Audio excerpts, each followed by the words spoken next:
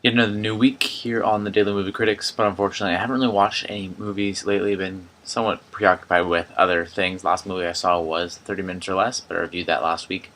So I recently bought this on Blu-ray, and it's a pretty, I guess it's a scenic movie, I guess you could say, because you see a lot of New York, and there's a lot of, it's like a post-apocalyptic type movie, sort of.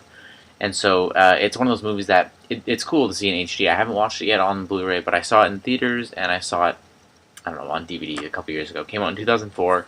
Stars Dennis Quaid and Jake Gyllenhaal. This was probably the first thing I ever saw Jake Gyllenhaal in. I'd never heard of him before that. I don't know. I don't know if he had really many big parts before that. Maybe this was his breakout role or first starring role, whatever. But Dennis Quaid, he is he's a climatologist. That's what he is, and he basically I guess he discovers global warming or something.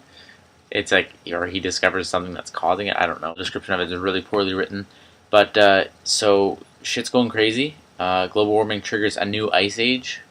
It's basically like the movie 2012. Shit's going crazy. Town or cities are like breaking open. Like there's earthquakes and the earth is splitting apart, and crazy shit's just happening, tornadoes and stuff, and then an ice age. And so basically it follows Jake Gyllenhaal with a group of people, like a couple of his friends and other people that he's with in New York City. And then it's got Dennis Quaid and a couple of his associates, his fellow climatologists.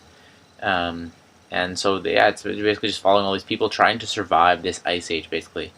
Dennis Quaid and his buddies got to try and get to New York because Jake Gyllenhaal was able to call him, his dad, obviously, and tell him where he was and stuff, so they're going to try and get to them in this super, super, super freezing cold weather.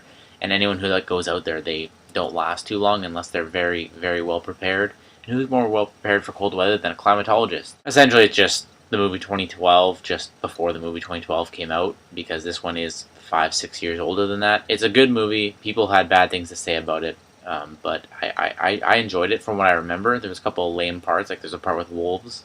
I don't want to say too much about that, but I'm not really reviewing this movie. It's more of a recommendation, just because I haven't watched it, so I can't really review it, because for what I remember, it's decent, but maybe it's just pure shit. Last time I saw this movie, I was probably 14 or 15, so maybe my opinion has changed since then.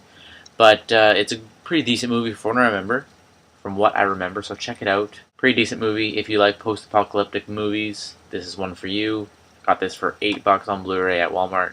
Can't really go wrong for that price. That's about it. I'll try and have a real review to review next week. That was an odd sentence. See you then.